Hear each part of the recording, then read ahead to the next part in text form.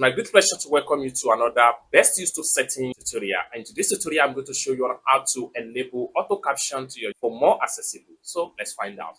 But before we dive into the tutorial, if you find this tutorial useful and you are brand new to this channel, remember click on that subscribe, turn on the notification bell for more useful tutorial about best YouTube settings like this. So with that being said, let's get started. The very first thing you want to do is open up your YouTube account and make sure you log into your YouTube account. Having logged into your YouTube account, next thing you need to do is to come to the top right there, click on your profile icon, and this is going to drop down. The next thing you need to do is to make sure you head over to settings. Then under the settings right there, next thing you need to do is to go to playback and performance. That's going to take you right here. Right here, always show captions. So subtitles and closed captions. Make sure include auto-generated caption when available.